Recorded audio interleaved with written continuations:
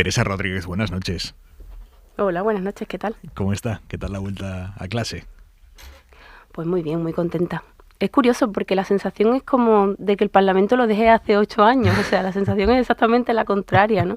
He vuelto al mismo instituto que estaba, muchos de los compañeros siguen allí, y ha sido una sensación muy agradable, la verdad. Teresa Rodríguez, para quien no termine de ubicarla, es la líder de Adelante Andalucía, que ha dejado hace unas semanas su acta como diputada del Parlamento andaluz y efectivamente ha vuelto a clase. Ha vuelto a dar clase en el Instituto de Puerto Real, en el que daba clase de toda la vida. ¿Qué asignaturas imparte? Yo soy profe de lengua, lengua castellana y literatura. Y ahí estoy. Me queda con la secundaria, he preferido empezar por los niveles más bajitos. Y nada, muy contenta. Estamos hablando de 12, 13, 14 años. Esa edad tan estupenda, ¿verdad? ¿Y qué tal? ¿Bien? Pues muy bien, es una edad muy interesante, muy intensa también para los docentes, también para los padres y las madres. Evidentemente que nos estén escuchando saben de qué paño estamos hablando, pero es también muy interesante. Son niños en general sensibles, les preocupan las cosas, viven la vida con mucha intensidad, tienen también muchas inseguridades, una edad muy difícil, ¿no? Todos podemos acordarnos de aquellos años, ¿no? Y entonces, pues, a mí me genera mucha empatía ese tipo de edades, ¿no? ¿Ha notado un salto en cómo son los críos de esas edades, 12, 13, 14, 15, cómo son los de hoy respecto a cómo eran los de hace 8 años, que son los últimos a los que dio clase? Sí, pues no he notado mucha diferencia. No. Mira, hay escritos de los griegos, ¿no? Que hablan de que los jóvenes de hoy en día están peor que nunca porque, fíjate, que no atienden a los mayores, que no escuchan con respeto, que no hablan con respeto a sus mayores. Eso ya lo decían los antiguos griegos, ¿no? Hay textos que ya hacen ese tipo de comentarios. Yo creo que pues el signo de los tiempos, que nos hacemos mayores y no nos soportamos a nosotros mismos cuando éramos jóvenes, ¿no? Si pensamos en cómo éramos nosotros a esas edades, seguramente no éramos muy diferentes. Hay más tecnología, es la diferencia, y eso marca algunos cambios, pero en la esencia somos el mismo tipo de persona insegura ante un mundo que se nos abre, con muchísimas posibilidades, con mucha ilusión, pero también, ya digo, con mucha inseguridad. Tienen que estar alucinando, ¿no? De tener de profesora a la política de la tele. No tengo muy claro que sepan exactamente, bueno, todavía no me lo han preguntado. Hombre, yo creo que algo sabrán, ¿no? Algo habrán comentado. Igual sí, en algunos sitios, pero yo creo que a esa edad se vive también muy ajeno, al tema político, lo cual también es agradable, ser un poco anónima, ¿no? en el lugar de trabajo. Hoy me han preguntado si soy la novia del Kichi, ¿no? Que al final es con lo que me estoy quedando últimamente como título, ¿no? Es terrible, pero bueno, es así. Sí soy la novia, he dicho que sí y ya está. Y he continuado dando Se confirma. sintaxis, ¿no? ¿Y usted cómo lo está viviendo? A nivel personal ya. Luego hablamos de política, pero a nivel personal, ¿cómo está viviendo este salto? A nivel personal, muy bien. Ya iba necesitando un cambio desde hacía tiempo. El entorno político no es agradable. No es agradable, es un entorno muy arisco, ¿no? Donde el protagonista absoluto es el enfrentamiento, ¿no? Y luego, además, es un espacio en el que no me he sentido cómoda nunca porque no he querido sentirme cómoda, ¿no? Es un sitio donde bueno, pues hay una especie de burbuja de privilegio respecto del mundo anal ruido, ¿no? Donde ya de repente eres su señoría y ya no eres más la vecina de nadie o la maestra de nadie o la compañera de trabajo de nadie, sino eres eso, su señoría. Y en ese espacio pues es difícil perderse de lo realmente importante, ¿no? Y centrarse a veces en la última polémica mediática en la que conseguí meterse o en la última discusión con el contrincante político, intentar colocar el titular más duro, ¿no? Lejos al final de los problemas reales de la gente, ¿no? En muchos casos. Entonces me iba viniendo bien un poquito de tocar suelo y piel y coger el autobús temprano por la mañana y camino de un centro de trabajo y relacionarme con familia. Usted decía en su vídeo de despedida, decía algo así como que pisar moqueta es algo que te cambia necesariamente. ¿A usted le ha llegado a cambiar? O precisamente por esto que me dice, que ha hecho como un esfuerzo por no adentrarse en ese mundo, ha conseguido evitarlo, no lo sé. Sin duda, sobre todo también porque al final uno se acostumbra a un determinado nivel de atención, también. O sea, no todos los privilegios son de ámbito material. algunos son de ámbito simbólico, ¿no? Uno se acostumbra a que suene mucho el teléfono, a que te manden muchos mensajes, a que te den muchos retweets, a que te den muchos me gusta y a buscarte en Google y encontrar una noticia reciente, ¿no? Entonces creo que desintoxicarse de eso también es muy importante, porque al final, de alguna forma, digamos que la vanidad te hace tomar decisiones que desde la comprensión de los problemas reales y desde el compromiso real con los problemas reales, igual no se toman, ¿no? Entonces, bueno, pues yo creo que todavía estoy en ello, ¿no? De desengancharme, mientras me siga llamando para hacer entrevistas me va a costar trabajo, pero en algún momento tendré que empezar a acostumbrarme efectivamente a no estar en las noticias durante mucho tiempo, ¿no? ¿Por qué 8 años? Usted dice, me voy porque a partir de 8 años, ¿no?, la política se convierte en una profesión. ¿Por qué 8 años? 8 años son muchos años, parece que no, pero son casi 10 años. En la vida adulta de una persona, pues son muchos. Es decir, yo llevo ya más tiempo en el Parlamento que en la escuela, pero por una cuestión generacional, no porque llevo 8 años en el Parlamento y antes pues he estado 4 años en la escuela solamente. Con lo cual, fíjate que esa profesora joven que llevaba unos añitos impartiendo clases, pues de repente se convierte en una diputada y se tira 8 años allí, ¿no? Entonces ahora tengo que reencontrarme con la que yo soy, ¿no? Con la que eligieron en la primera legislatura, que es una docente comprometida con la educación pública, implicada en las luchas sociales, las mareas verdes, implica políticamente también, pero desde su puesto de trabajo. 8 años está bien. Yo creo que 4 igual son pocos, porque uno tiene que aprender también a manejarse en la institución para intentar sacarle el mayor partido posible. Pero más de 8, en mi experiencia, ahí empieza a aplicarse una regla inversa en la proporcionalidad. Es decir, la calidad de la representación es inversamente proporcional a los sesenios que va acumulando el representante público en el cargo, ¿no? Hay quien piensa, no, pero con el tiempo se adquiere una experiencia, pero se pierde compromiso con la realidad y se pierde también noción concreta de la realidad. Decía Carlos Marx, decía, la existencia determina la conciencia, y es verdad, como uno vive, se convierte en como uno piensa. Entonces, yo creo que es importante no despegarse de la existencia concreta de aquellos a los que uno intenta defender, ¿no? Que en nuestro caso pues, son las clases populares, la gente trabajadora, pues la gente que busca trabajo o trabaja, ¿no?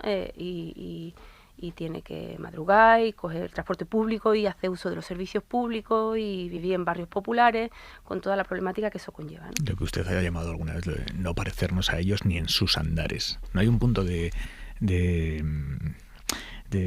cebar el discurso antipolítico con este tipo de declaraciones? No parecernos a ellos ni en sus andares, no parecernos a los políticos ni en sus andares. ¿Esto no ceba el discurso antipolítico? Yo creo que lo que ceba realmente el discurso antipolítico son las discusiones sin sentido de los órganos institucionales, donde es posible llegar a acuerdo y no se llega solamente porque uno está mirando las encuestas de reojo. Lo que aleja la política de la gente es que se hable de cosas que verdaderamente no forman parte de su problemática diaria. Lo que ceba la antipolítica es que no se resuelvan los problemas cotidianos, ¿no? La inflación, la carestía de la vida, la vivienda que es una mercancía inasequible para tanta gente, los empleos que no garantizan el pago de la factura. Cuando la política no sirve para arreglar eso, la política se convierte en también el centro de la ira del pueblo, ¿no? Que en teoría es llamado a votar para que sus representantes se pongan de acuerdo y resolverles sus problemas, ¿no? Creo que eso aleja mucho más a la gente que quienes intentamos, con una crítica sincera y abierta y tratando de ser coherente con esa crítica, cambiar la forma de hacer política.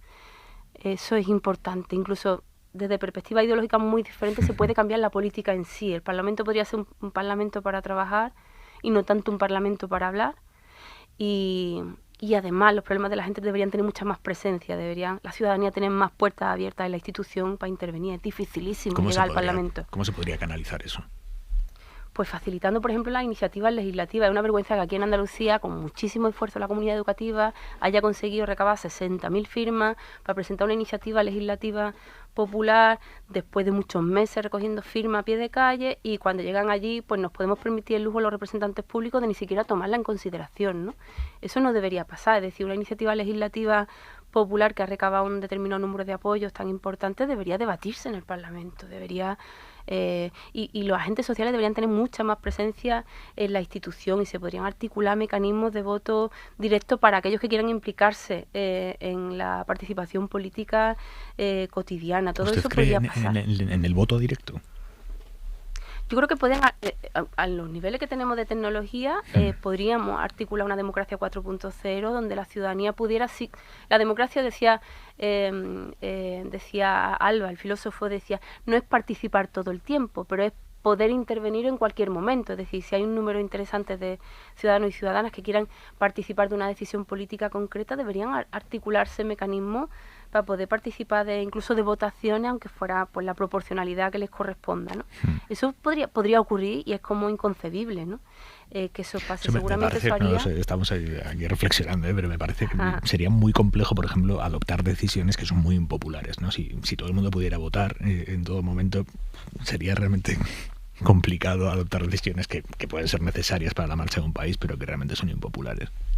Bueno, o por el contrario, sería como muy fácil sacar adelante iniciativas que parecen de absoluto sentido común, como por ejemplo intervenir el mercado eléctrico y acabar con el mercado marginalista, ¿no? Que hace que paguemos al precio del gas toda la electricidad que consumimos, incluso si es la mínima parte. Eso cambiaría ipso facto si la gente con su sentido común dijera. Ahí los lobbies creo que tendrían menos posibilidades de intervenir que con respecto a las que ya intervienen a día de hoy. Claro, los como tengas que ir a hacer lo mismo ¿no? a la puerta de cada vecino que va a votar, ¿no? Va a estar complicado.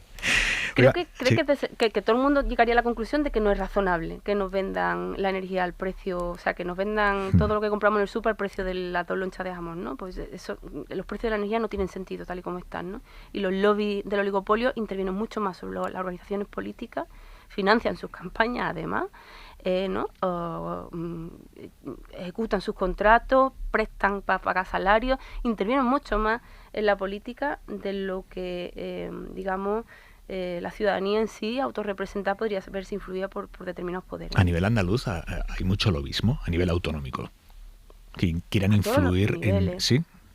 A todos los niveles hay lobismo, claro que sí, y depende de la organización política, pues los lobbies son unos, son otros. Evidentemente aquí, por ejemplo en Andalucía, hay un lobby potente pues de los grandes terratenientes, que tienen su peso a la hora de tomar decisiones políticas, o de los grandes aguatenientes, que eso también existe en un momento de escasez, ¿no? Y influyen enormemente respecto de los intereses del común, ¿no? A la hora de hacer políticas sobre uno de los asuntos más graves que sufre ahora mismo Andalucía, que es el problema del regadío y de la escasez de agua, ¿no? Y tienen mucho poder esos lobbies, quiero decir, hasta el punto de condicionar votaciones. Obviamente. O sea, nosotros hemos aprobado tomar en consideración una ley, por ejemplo, en Andalucía, contra el criterio del Tribunal de Justicia de la Unión Europea, que antes de la propia votación no hizo lo que hizo el Constitucional con el Congreso, pero sí que advirtió al gobierno andaluz de que si se aprobaba esa iniciativa legislativa se estaba incumpliendo flagrantemente una sentencia del TJUE. Estamos hablando de Doñana, ¿verdad? Estamos hablando de Doñana y los regadíos, efectivamente. O sea, ya la Comisión Europea advirtió al gobierno andaluz que pone en marcha y pone sobre la mesa esa iniciativa legislativa, era decirle a la justicia europea, que es ley en España también, ¿no? Y en Andalucía, que incumplíamos taxativamente esa sentencia y que por tanto iban a venir grandes sanciones, ¿no? Y se hace porque evidentemente existen unos determinados lobbies de presión que tienen que ver con poderes económicos también, claro que sí. Usted se va como diputada, pero va a seguir siendo, de momento al menos, líder de Adelante Andalucía. ¿Cómo va a compaginar esto? Quiere decir, ¿hasta qué punto esto es dejar la política a medias? O sea, uno deja la política, pero sigue siendo líder de su formación política. Claro, yo no dejo la política, yo no he dicho en ningún momento que vaya a dejar la política, yo dejo el Parlamento, ¿no? Y mi compromiso era de desprofesionalización, es decir, bueno, pues de volver al Tajo después de 8 años, ¿no? Entonces yo llevo haciendo política desde que tengo uso de razón, siempre he estado implicada políticamente, no ha hecho falta ni que estuviera en una organización política en algunos momentos, ¿no? Voy a seguirlo estando y en este caso voy a seguir siendo portavoz de mi organización política, que es Adelante Andalucía, aunque en las instituciones nos representen otros compañeros y compañeras. Pero para nosotros es importante dejar de parecer, porque venimos de una etapa de mucho personalismo, ¿no? Desde Podemos en sí, fenómeno Podemos, ¿no? Toda la construcción de organizaciones políticas del ámbito de la izquierda alternativa, llamémoslo así, en este país, han estado marcados por un fuerte personalismo, ¿no? A nivel estatal otras figuras, y en Andalucía se ha vinculado mucho aquella fuerza política y la que devino de aquella, que es Adelante Andalucía, a mi persona. Y para nosotros es una prueba de madurez clave esa transición no conflictiva, no rupturista, digamos, hacia otras caras visibles, una organización que tiene asambleas locales, que tiene raigambre territorial, que tiene, digamos, un empaque para poder hacer políticas distintas, ¿no? O sea, que su intención es ir dejándolo poco a poco. Dejando... sí, vale. La primera línea. La primera línea. Sí, yo creo que son muy útiles también los liderazgos de retaguardia, ¿eh? Las organizaciones políticas que son capaces de cosechar liderazgos de retaguardia que nos den mucho la lata, también hay que decirlo, que no sean molestos, que no sean jarrones chinos, ¿no? Pues también maduran mucho, ¿no? Y tienen, digamos, distintos perfiles con los que comunicar, que al final es lo que hacemos, ¿eh? Los que damos la cara aquí no somos los artífices de las medidas, ni quienes proponemos las alternativas, ni quienes hacemos las políticas.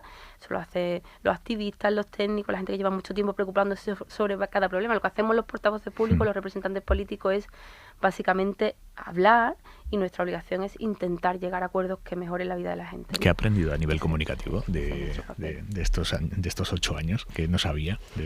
Le hablo de cómo en su figura de portavoz, ¿no? En su relación con los medios de comunicación, a la hora de intentar llegar a las audiencias. Cosas no muy bonitas, también hay que decirlo. O sea, la cultura del zasca se ha implantado como con mucha solidez dentro del panorama político, ¿no? Y bueno, pues ojalá transitáramos un tipo de cultura política donde nos pareciéramos más, seguramente algunos de los oyentes o tú mismo, Aymar, hayáis visto Borgen, ¿no? Que es esa política danesa, ¿no? Donde importa mucho el qué y no tanto el cómo, donde las salidas de tono pues no son lo habitual, donde la colaboración o la búsqueda de encuentros se valora mucho. Pues madurar hacia ese modelo, no tanto como el de House of Cards, ¿no? Que sería el modelo contrario, ¿no? El de los Estados Unidos y la espectacularidad de la política y de la comunicación política, pues sería un salto de madurez también, ¿no? Es evidente que tanto en Andalucía como en el resto de España el espacio que podemos situar a la izquierda del PSOE está viviendo un momento de cierta indefinición o le está costando definirse, ¿no? No sé cuál es la radiografía que hace usted de lo que está pasando en ese espacio en este momento. Bueno, pues de estas cosas hablo con mucha pena, porque de alguna forma he formado parte, ¿no? De ese proceso tan ilusionante que nace en 2014 con Podemos, que pretendía ser y fue, de hecho, durante un tiempo la expresión política de una voluntad de cambio social que se empezó a expresar con el 15M en 2011 y que fue una explosión también interesantísima de politización de la sociedad en clave de búsqueda de medidas progresistas y de libertad, de nuevas libertades y derechos, ¿no? Ese pasar de la indignación a la propuesta en clave progresista, ¿no? Esos años tan intensos y tan interesantes que ha vivido la política española, pues es un cambio de ciclo, ¿no? Un momento en el que ha habido dispersión porque no nos hemos preocupado lo suficiente de la democracia interna, de la interna, de los territorios, de la importancia de la descentralización, de las reivindicaciones que iban más allá de las cosas que pasaban en Madrid. Esa es nuestra perspectiva desde Andalucía. Mira que se le dedicaron horas a la interna, ¿eh? A la interna se le dedicaron horas en Podemos. Se le dedicaron horas, pero con poca organicidad, ¿no? Con pocas posibilidades de participación sana, saludable, de considerar la diversidad de opiniones como una riqueza. Es difícil esto, ¿eh? No es una cosa que es que en Podemos hayan sido unos matados para hacerlo y le pasa a todo el mundo, le pasa a las familias, le pasa hasta a las parejas, ¿no? Es difícil gestionar las diferencias. Pero en política es clave encontrar un método donde quien piensa distinto tiene que ser protegido, ¿no? Incluso si se queda en minoría. Y yo creo que eso es clave para construir una fuerza política que nos dure más de 4 años, ¿no? Para las próximas, me voy ido cambiando de sigla cada 4 años, que no dure 200, ¿no? Años, ¿no? Que sea una nueva fuerza política que tenga capacidad de gestionar las diferencias y de encontrar la biodiversidad, una riqueza, ¿no? Una forma de plantear soluciones complejas a la realidad compleja que vivimos. Entiende, no le pregunto sin combate, sino si entiende cómo está jugando sus cartas Yolanda Díaz. Yo hace tiempo que no entiendo nada de lo que pasa por allí y creo que no soy la única. La impresión que yo tengo es que Yolanda Díaz pues ha sabido jugar muy bien con su liderazgo. Creo que ha sido una buena ministra de Trabajo, y lo dice alguien que ha sido crítica desde el principio con el acuerdo de coalición con el PSOE. y que está siendo una buena ministra de Trabajo. Es verdad que la reforma laboral pues se quedó a media y eso es importante reconocerlo también y no he encontrado ese reconocimiento, pero bueno, la valoración en cómputo total es interesante, es buena, es un liderazgo que se ha mantenido ahí a pesar de que los demás hayan ido, o hayamos, yo me incluyo, ido cayendo, ¿no? Pero tengo la sensación de que las jugadas que están haciendo a nivel orgánico es intentar reforzarse para luego negociar una posición y un equipo con los demás en clave interna. O sea que va a seguir habiendo ahí esa disputa de poder a la interna de las fuerzas políticas de la izquierda estatal, y que lo que está intentando Yolanda es eso, agrupar un partido en torno a sí para tratar de de conquistar los primeros puestos de una lista de acuerdo con los demás. Digamos, vuelven a ser lógicas otra vez de poder interno entre las organizaciones políticas que acabarán confluyendo, pero donde desde ya se están, digamos, posicionando ejércitos a ver cuál es más grande para poder conquistar más posiciones de salida, y eso pues marca mucho los espacios, ¿no? Y hace que otra vez volvamos a no poder garantizar la paz y el compañerismo y la normalidad dentro de las fuerzas políticas de la izquierda, ¿no? Suena esa confluencia a martillazos, ¿no? Que nos sale. Bueno, ojalá me equivoque, ¿eh? Ojalá cambien las cosas y yo le deseo lo mejor a la izquierda estatal. Nosotros nos hemos puesto a construir el andalucismo de izquierda, para nosotros es lo más productivo en este momento, lo que tiene más sentido para nosotros en este momento, pero le deseamos lo mejor a la izquierda estatal porque la solución a los problemas de Andalucía sin duda pasan por políticas de izquierda, ¿eh? ¿Qué es el andalucismo de izquierdas en 2023? Explíquemelo, ¿qué es el andalucismo? Hoy, ya sé lo que es el andalucismo, le pregunto ¿en qué cristaliza hoy? ¿Por qué es necesario hoy el andalucismo? Es por motivos muy parecidos a los que ha sido necesario siempre. Es decir, seguimos protagonizando sistemáticamente las cifras más duras de bajos salarios, precariedad, pobreza y riesgo de exclusión, desempleo, desahucio, falta de emancipación de nuestros jóvenes, emigración de nuestra gente más joven. Sistemáticamente estamos en el puesto 1, 2, 3, junto con Extremadura, Canarias.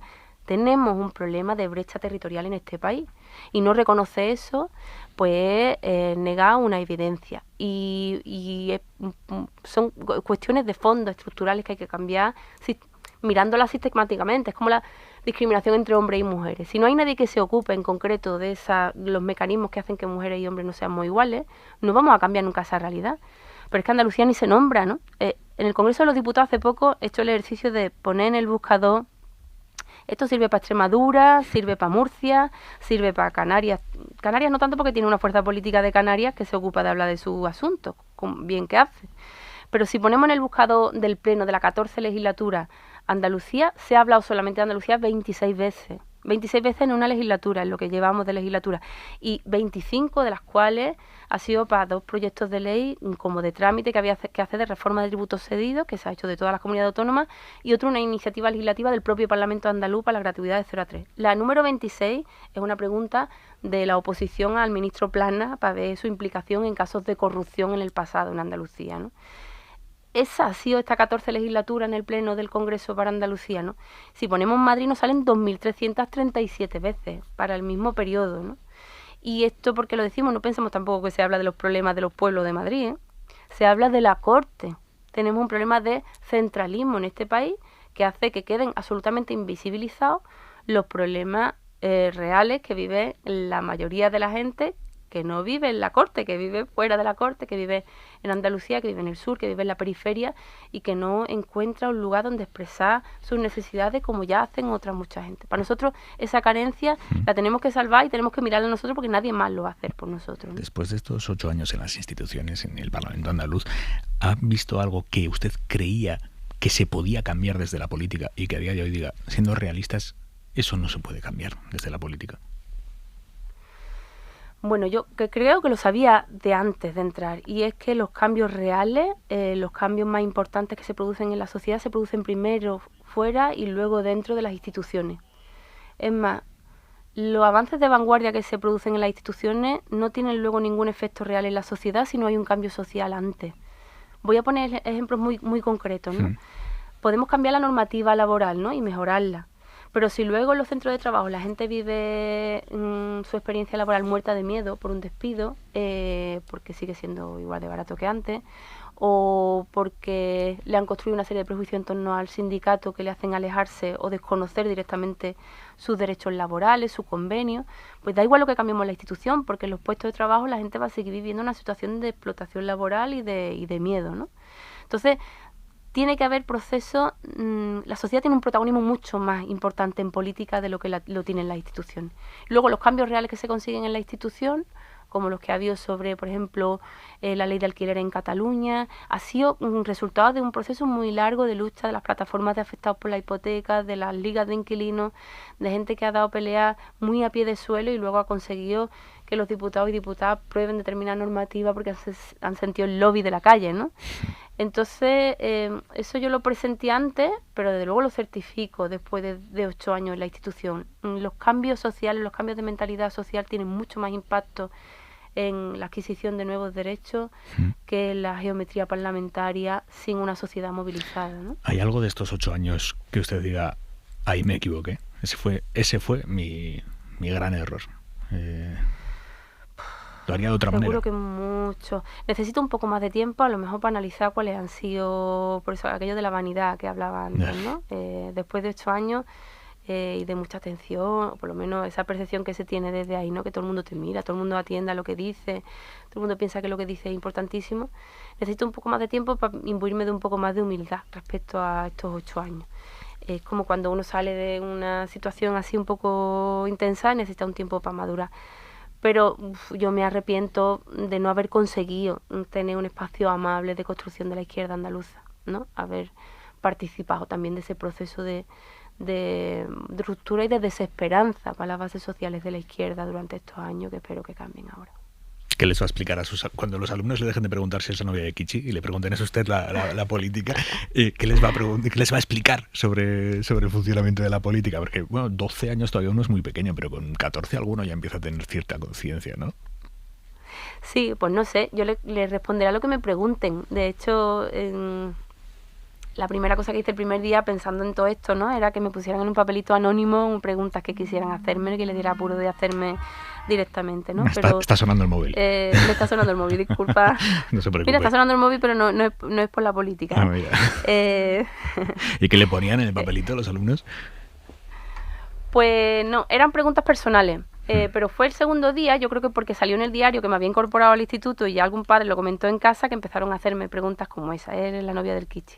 ¿Qué les explicaré? Pues les explicaré que la política no es otra cosa, algo tan sencillo como que si somos 6,5 millones de andaluces con derecho a voto, 8,5 millones en total, pues tenemos que decidir cómo gestionamos la vida en común.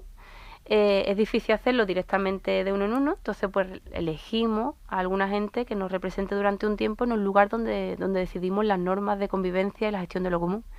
Y que eso es la política, ni más ni menos, en teoría, una forma de gestión de la convivencia, ¿no? Donde nombramos durante un tiempo concreto a gente que nos represente en función y con el compromiso de un programa electoral concreto, de una serie de defender una serie de intereses y valores, ¿no? Que es lo que es un programa electoral. Y intentaré que lo entiendan así, porque seguramente para un chaval de 14 años la política tiene muy poco que ver con eso, ¿no? Yeah. Seguramente tiene atribuido, yo como profe de lengua, un campo semántico mucho más feo, ¿no? Política es corrupción, es pelea, es disputa, es quizá mucho dinero, ¿no? Los políticos son gente que viven lejos de donde vivimos nosotros, que se corrompen fácilmente, que no arreglan los problemas. Bueno, pues intentar explicar la esencia de lo que es la representación pública, ¿no? Que se trata exactamente de eso. ¿Por qué ha renunciado al dinero que le correspondía? Bueno, yo he renunciado a la cesantía. La cesantía es un dinero que reciben diputados y diputadas de todas las instituciones del Estado cuando dejan de ejercer. Y es porque no tienen paro. Yeah. Yo creo que los diputados deberían tener paro, pero paro igual que cualquiera. Igual que cualquier trabajador de España o de Andalucía, ¿no? Podría arbitrarse un desempleo pues equivalente al que podría cobrar cualquier trabajador o trabajadora. Sin embargo, se establece esta cesantía que es para todos, el que tiene trabajo fuera y el que no, que es de un mes por cada año de presencia en el Parlamento y que es con el mismo sueldo de un diputado, que ya nos parece bastante alto y hemos intentado bajarlo alguna vez. Pues como hemos presentado cada año de estos 8 años una reforma del reglamento para quitar las cesantías como están y equipararlas al desempleo, pues era muy poco lógico, efectivamente, 24.000 pavos por estar 8 meses en mi casa, ¿no?, viendo la tele, un poco feo. ¿Y las familias de los críos que supongo que habrá alguna que esté de los pelos? Va a ser la de Alta Andalucía, va a ser la que le dé clase a mi hijo o a mi hija. Puede ser. De momento no me he encontrado con ningún padre... Bueno, que llevo 2 días, hay que decirlo igual. Hoy ha sido el segundo día, sí. Hoy ha sido mi segundo día. Y si vinieran a preguntarme, yo entiendo, es un interés legítimo, o sea, una preocupación legítima también. Yo también la tendría si alguien, un exdiputado del PP le diera clase a mis hijos, ¿no? Puedo tener esa preocupación. Pero bueno, intentaría trasladarles la confianza de que yo lo que voy a hacer no es adoctrinar a nadie, ¿no?, sino es, para empezar, seguir un temario establecido por una normativa sobre la materia que me toca, que es lengua castellana y literatura, y luego una serie de valores universales recogidos también por la ley, ¿no?, de educación en valores, que hablan simplemente de la libertad, la igualdad, la convivencia, la protección del medio natural. Todo eso está establecido en leyes, forma parte del currículum escolar y es importante ponerlo en valor. Formamos no solamente chavales que sepan gramática, ¿no?, sino ciudadanos libres que puedan analizar críticamente su realidad y transformarla, ¿no?, si quieren. Teresa Rodríguez, muchísimas gracias y mucha suerte y acierto en la formación de nuestras nuevas generaciones. Gracias. Ojalá, muchas gracias, Aymar, a vosotros.